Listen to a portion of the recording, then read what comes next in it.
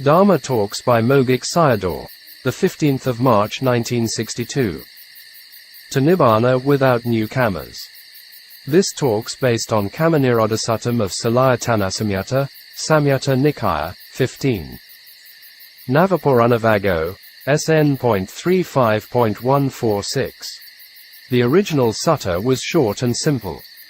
Sayadaw talk was also simple but interesting and profound. It gave us a lot of contemplation on kamma connection with the practice. Without a good teacher's guidance, we can even create good kammas to prolong our dukkha. We can see a lot of cases like this in the later Buddhist tradition. The Buddha said that there were 4 dharmas on kamma. 1. Old kamma. 2. New kamma. 3. The cessation of kamma. 4.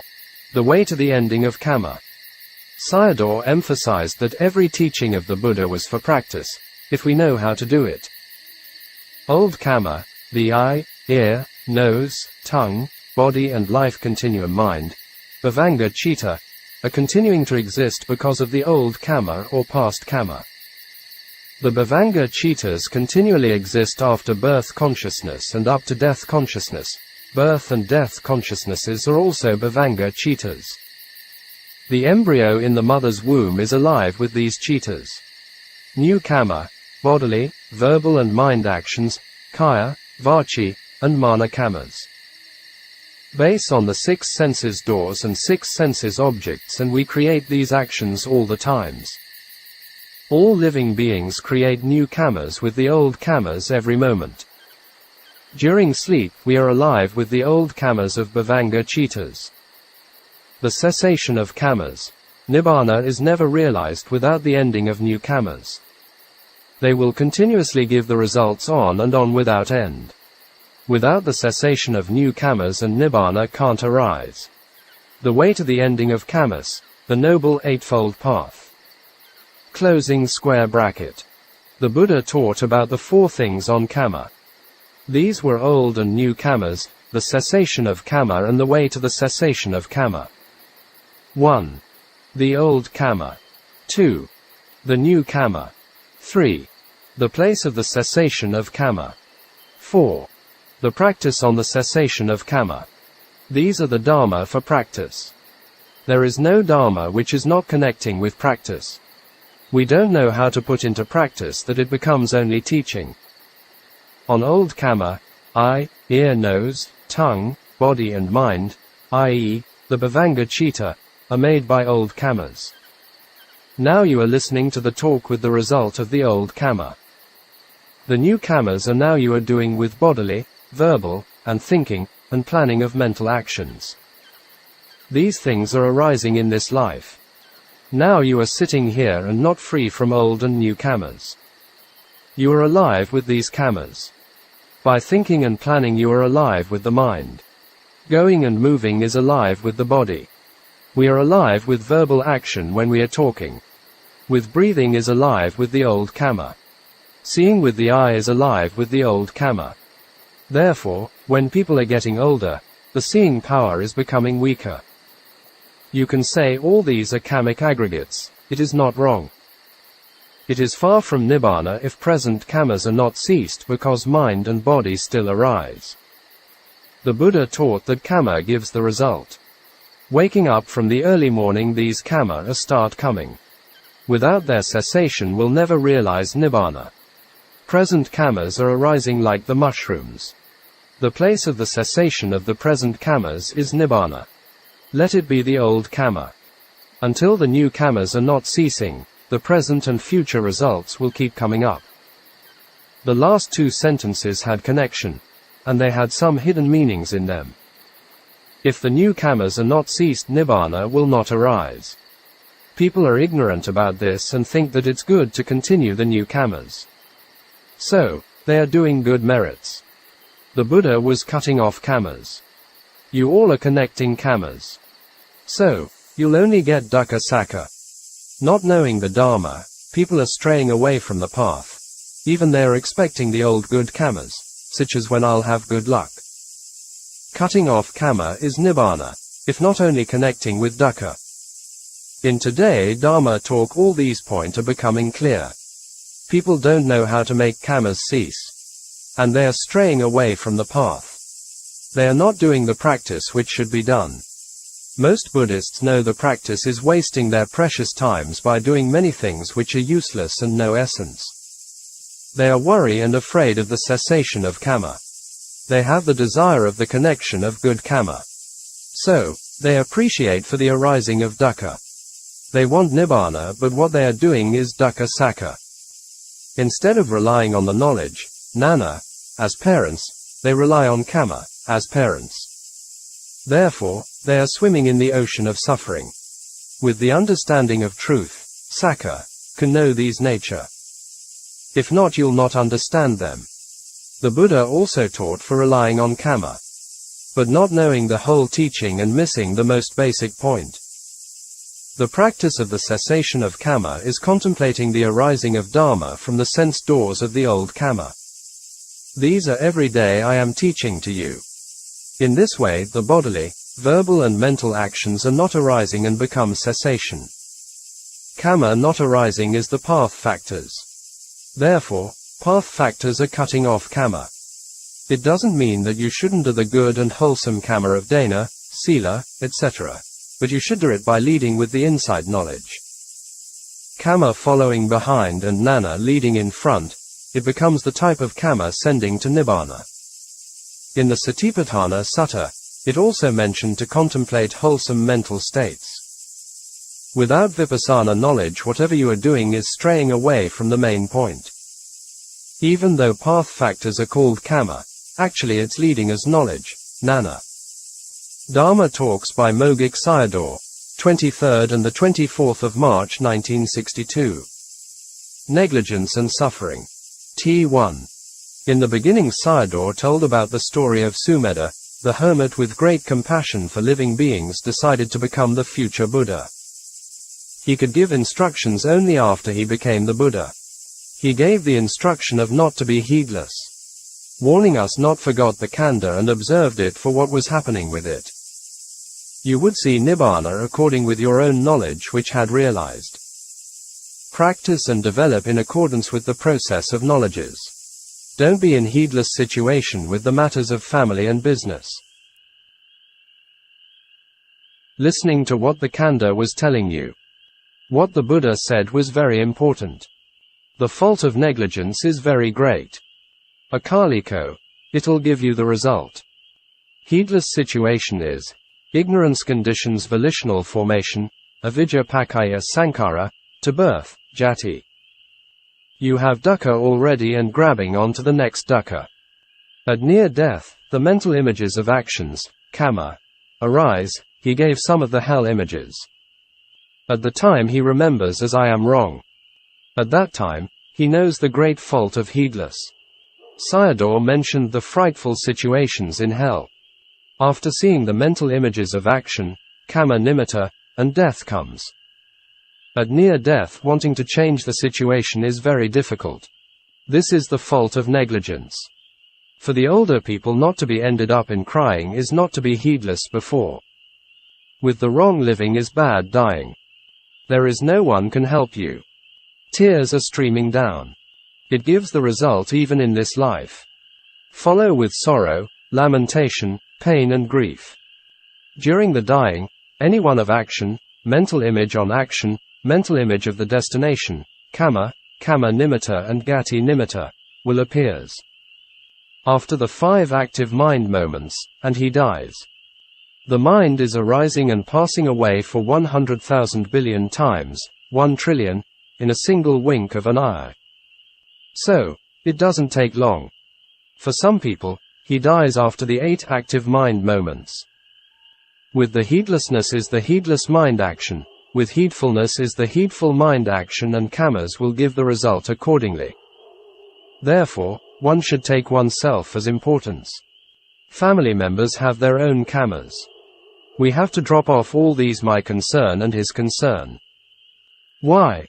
Concern for him and you go to apaya, woeful plain.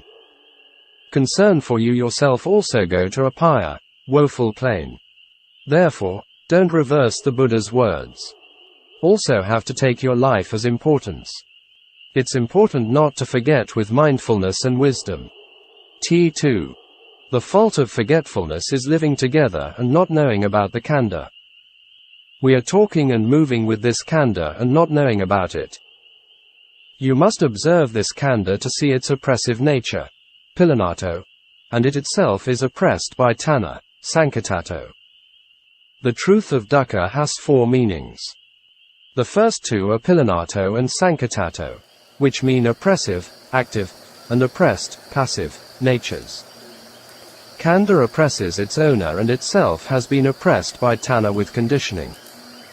With this practice and develop the knowledge of function, kika nana. It's important to know the function of the khandha. By reviewing, some know the realizing of the stream entrance, as a sotapanna, but some don't. Sayadaw gave the example of Mahānāma, the cousin of the Buddha. The ordinary knowledge about the khandha dukkha is the knowledge of function. Seeing the khandha arising and passing away is becoming kika nana. It also becomes knowledge and non-greed, vijja and alova. At the time of making prayer for the khandha was with ignorance and greed. Seeing the arising and passing away is knowledge, nana, and not wanting it is non-greed. By seeing the oppression of the khandha and do you want to make it as me or mine? Not taking it as me and mine and wrong view falls away. If you don't want, with the observing and it is cutting off. For example, you are under the electric light and instantly the light disappears. The oppressive and oppressed khandha disappears. This is dukkha disappears. The dukkha you get disappears under your own knowledge. There is no dukkha and you know it by yourself. The first knowing is path knowledge, magga nana. Knowing its changes for 2 or 3 times, depending on the yogi, are fruition knowledges, phala nana. Reviewing the disappearance is reviewing knowledge, pakavekana nana. The task of separating of dukkha is which everyone ought to do it. Instead, majority of people are enjoying with the polluted things like the worms in the latrine. In the world the dukkha we see a distinct dukkha, pakata dukkha. Even these kinds of dukkha are known by animals. It's delusive dukkha. These kinds of dukkha can't develop the liberation knowledge. Only you see the dukkha of the oppressive khandha and this knowledge will come. You see the dukkha when you're still healthy. This dukkha is not the kind of dukkha when you are crying with pain and aches. All of you think as we are healthy.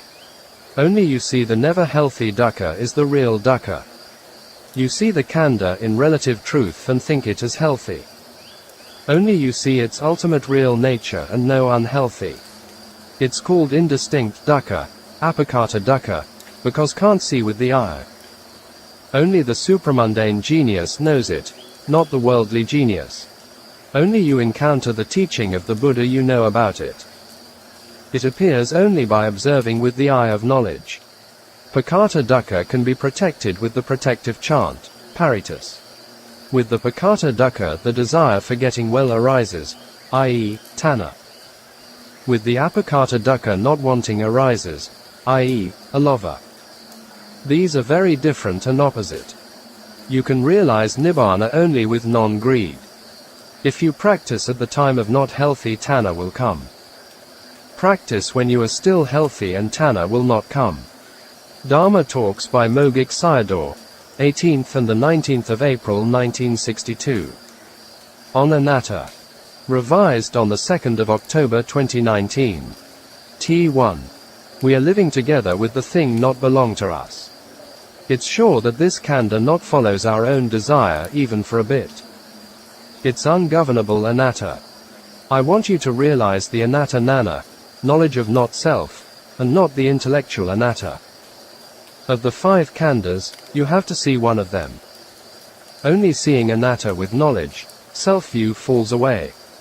Self-view and identity view are the same, atta ditthi and sakkaya ditthi. Impermanence, dukkha and not self, all of them are important. By seeing one of them and know all. To become the wisdom of anatta, nana must penetrate the khandha. All 3 of them are arriving to Nibbāna. The knowledge in accordance with the three characteristics is right Dhamma. That is, Anicca and Magga, Dukkha and Magga, and Anatta and Magga, the same meaning as direct understanding the three characteristics with knowledge. Why the Buddha taught three kinds? Some were familiar with Anicca and the Buddha taught Anicca. The others were also in the same way, according to their characters and preferences, and taught three kinds. Anicca is arising and passing away. Dukkha is also arising and passing away. Three of them are the same nature. People are making notes of them in different ways. The differences are the cause or the result. It's the result of the yogi. You will know all of them if you see the arising and passing away. You also will get the supramundane knowledge, path knowledge, if you get the mundane knowledge, insight knowledge. Our contemplation of the arising and passing away is not self. Why? The arising is not by oneself. The passing away is also not by oneself. It happens accordingly to nature. If the I-ness not comes in disturbing and it becomes anatta. Why even people don't realize the lowest path knowledge, i.e., stream entrance? Because we disturb the arising and passing away as I, me, etc. If mixing up with the I, and becomes the identity view, Sakkaya Ditthi. It does not become wrong view if you don't mix up. Making friends with the four planes of misery is mixing up with the I-ness into the Dhamma nature. If you penetrate anatta will enter the stream. Not encounter with good teacher and with wrong teaching of the tradition that have wrong views. Even so, if we don't mix it up and not satisfy with it. I'll tell you the fault of mixing up. According to the D.A. process, clinging to view action is painful birth. Do you believe that wrong view send beings to painful births? It's not breaking sila and samadhi, but by breaking bhavana, mind development. Bhikkhu Tissa died and became a louse because he took the robe as mine. For going to the planes of misery you know how to mix things up. If you want to mix, then you have to mix with wisdom.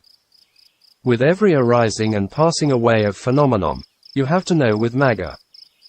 In this way, clinging falls away with wrong view. Birth to the planes of misery is also ceased.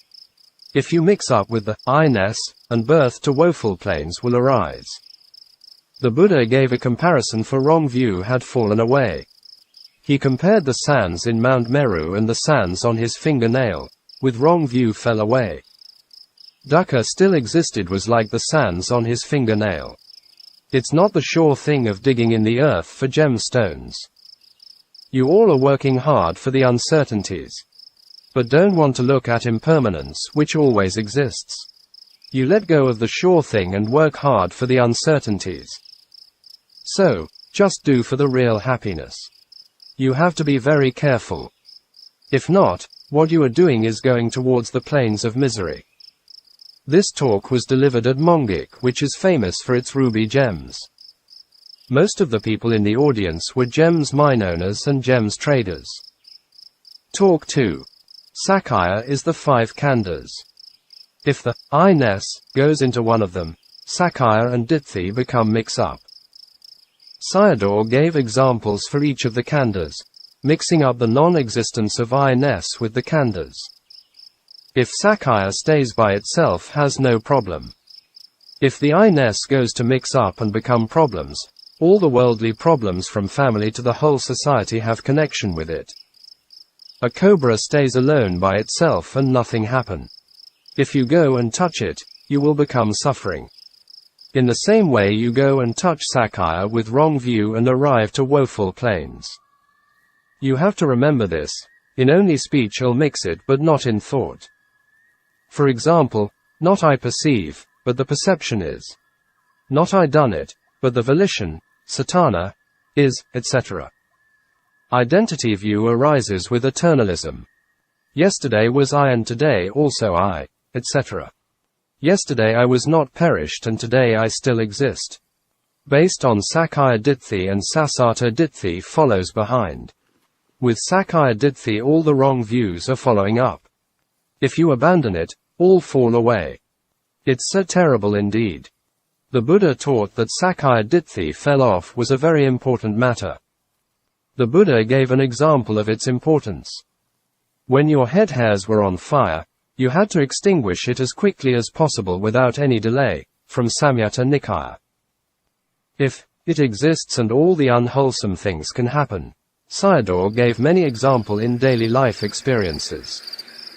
And he told about the heavy kammas of King Ajatasattu and Devadatta. So, the Buddha referred to it as big craving Mahatana. Without it falling away, whatever you are doing always has the danger of into the woeful planes. This is Dhamma Niyama, natural procedure. Without the Buddha, these dharmas also exist. Only the Buddha gave the names to it. Wholesome dharmas send beings to blissful planes. Wrong view is also pulling down beings into the planes of misery. The matter of abandoning wrong view is very important. Identity view is wrong view. In its place, it will solve the problem if right view comes in. You have to know form Dharma as form. And then contemplate impermanence. It is form and also Anatta. What is good is feeling. Feeling is impermanence, so identity view can't come in. There are 3 stages for wrong view falls away, by intellect, contemplation and abandoning. A person seeing the ending of dukkha is with the abandoning of wrong view. It's not yet the time for smiling. You can smile after you are safety from the planes of misery. If you are doing other things beforehand is foolishness. Intellectually without dispel identity view before, even the Buddha was giving talk couldn't realize Nibbāna. For this point, Sayadaw told the story of Sakkaka, the debater. The Buddha gave talk to him but his wrong view not fell away. He carried the mental impression, vasana, with him. Sakkaka's encountering with the Buddha was not wasted. Because in the future in Sri Lanka, born again as human, became a monk and transcended dukkha. Some people think that by encountering the Buddha will realize the Dharma. You have to remember, only ditthi falls away will free from dukkha. Some also think, with dana practice will get Nibbāna. You have to do dana practice and also dispel ditthi. Dispel ditthi in 3 ways, nata parina, tarana parina and pahana parina. When people asking questions to the disciples of the Buddha, they replied that if they knew would answer it. For the Buddha, he would answer any questions without conditions. In the world only anatta exists. And outside the world also anatta exists, that is Nibbāna. Some Buddhists take Nibbāna as atta and thinking that after complete enlightenment, they can come and go according to their own desires. Dhamma Talks by Mogok Sayadaw, the 21st of April 1962. 2 causes of no realization. There are 2 causes for yogis not realize Nibbāna. 1. Not following the practice to the end. 2. Association with bad companions. These yogis are sure for enlightenment because they have the potentiality for it. But the above 2 factors spoil their realization. In the Kandaraka Sutta, Majjhima Nikaya, MN.51 Kandarakasuttam, the Buddha taught Pesa, the elephant driver's son, on the 4 kinds of person found in the world. 1. Doing things torments and tortures oneself. 2. Doing things torments and tortures others. 3. Doing things torments and torture oneself and others. 4. The one who torments neither but lives a truly holy life. What are these things? 1. Someone has lobha, dosa and moha, and doing things affect oneself and nothing to do with others, for example, extreme asceticism. 2. Wrong livelihood, miccha ajiva, such as fishing, animal farming, stealing, robbering, etc. 3. Sacrifice of animals for spirits. 4. Satipatthana practice. After giving this talk in gist, and the Buddha asked Pesa's opinion on it. He gave answer for the 4th. And the Buddha began to explain in details for them. But as that time someone came and informed him on business. He got up and left the place. After he left, the Buddha said to the other listeners that Pesa was in great loss.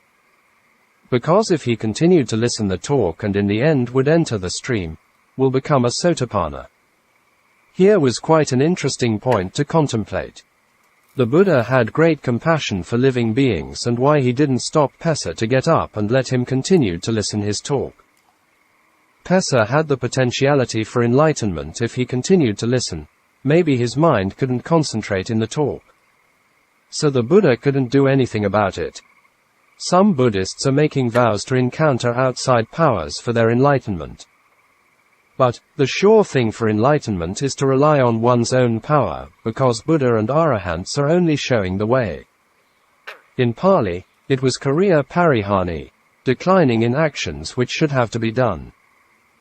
For the second cause of association with bad compassion and destroy one's own potentiality of enlightenment was King Ajatasattu. He killed his father King Bimbisara because of Devadatta's advice.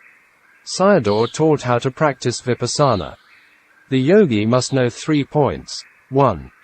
Anicca, impermanence. 2.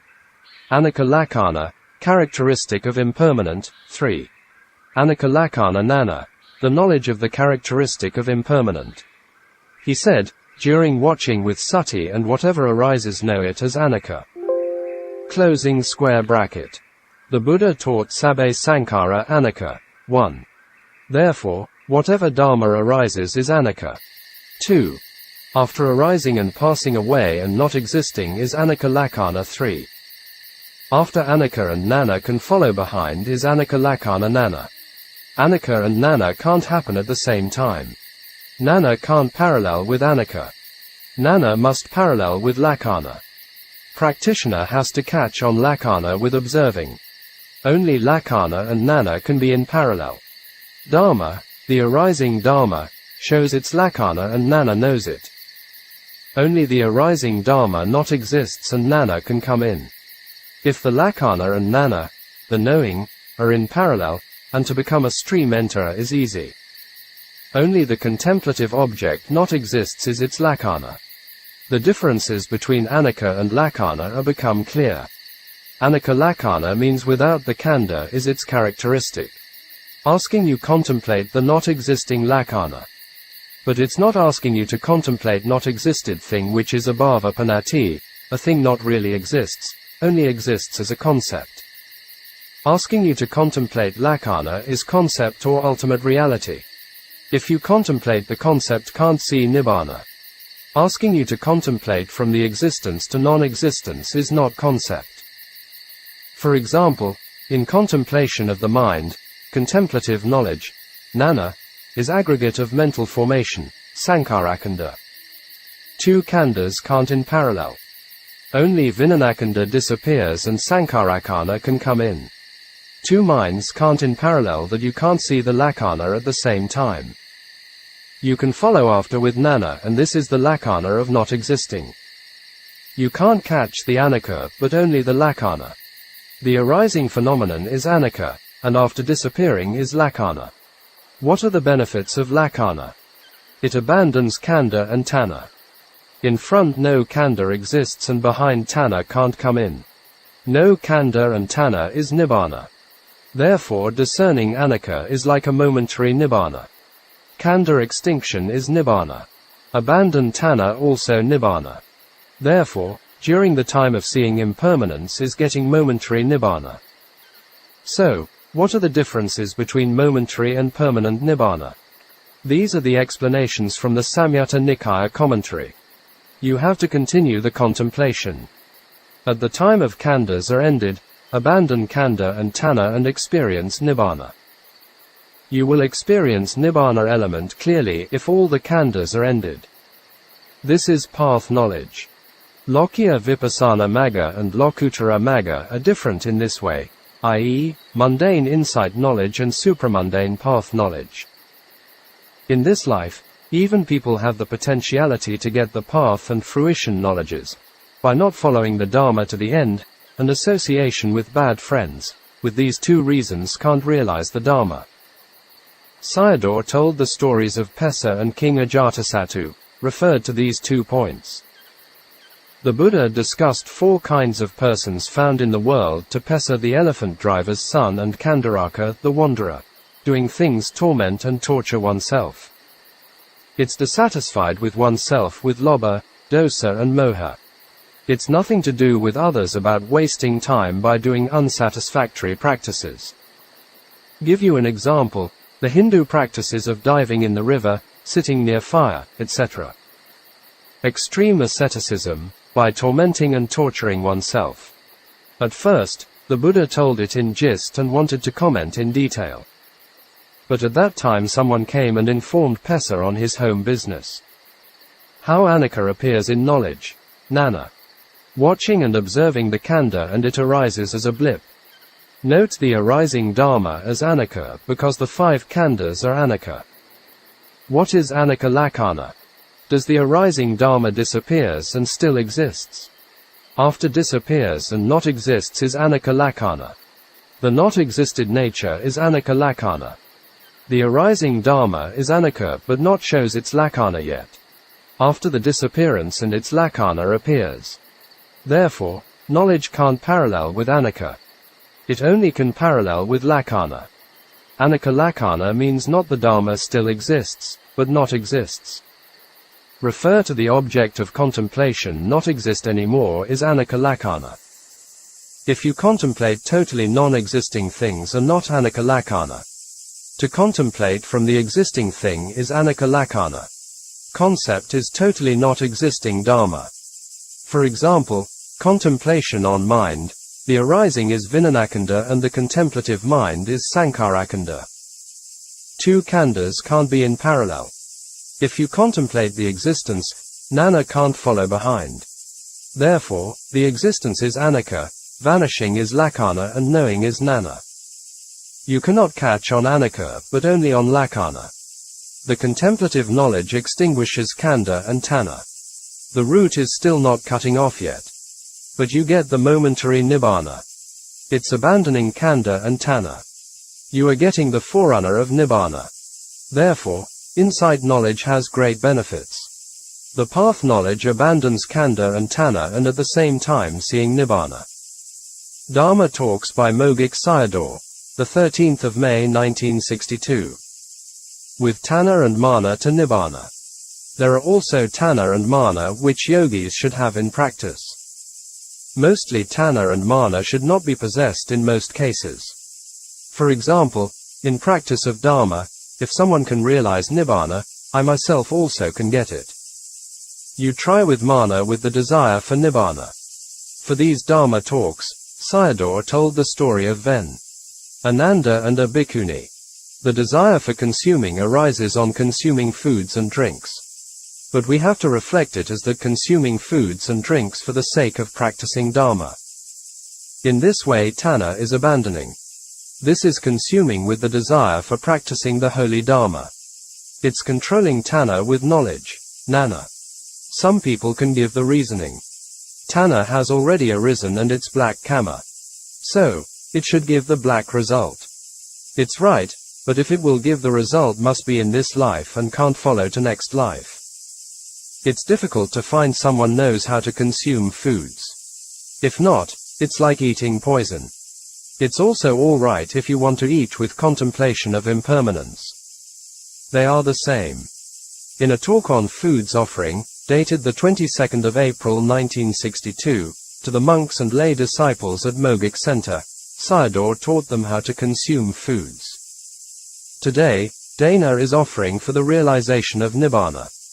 During the eating don't consume with lobha, dosa and moha. Spreading, sending metta to the donors and eat the foods. If you eat in a usual way and go back home will pay your debts with the khandhas. We consume foods with spreading metta and reflection, contemplation are paying your debts. He explained the reflection of foods by the monks. Don't take it as only teaching for the monks. It relates to everyone.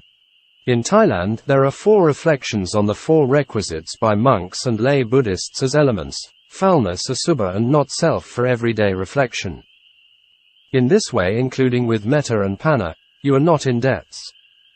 If you eat and still find faults with the foods and become a fault, Another way of consuming is with vipassana contemplation. Foods and tongue contact and taste consciousness arises. It arises by two causes.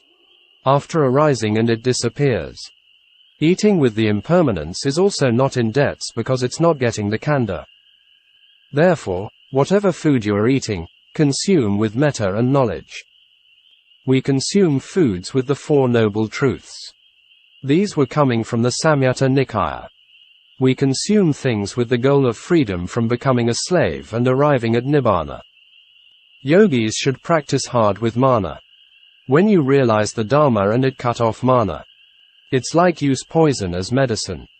Without Tanhā and Māna in the practice effort, Viriya becomes weak. If you don't really desire Nibbāna, you'll not do it. With Tanhā and get Nibbāna, and it also abandons Tanhā. Practice without desire and the practice will be in normal way, not much development. It becomes slow. Practicing with strong desire can quickly realize it. Today it becomes clear why it takes very slow for the realization, because without the desire of Tanhā. In the 37 Bodhipakkhya Dhamma, there are 4 bases of power, Iddhipada. The first one is desire, chanda. You have to understand Māna also in this way. Don't take it as only the path knowledge abandons Tanhā and Māna. Insight knowledges also abandon them. Even with the help of Tanhā and Māna and still can't realize Nibbāna, at least with the effort develops insight knowledges. Jnana is cutting off them. In the beginning of practice, yogis should work hard with Tanhā and Māna.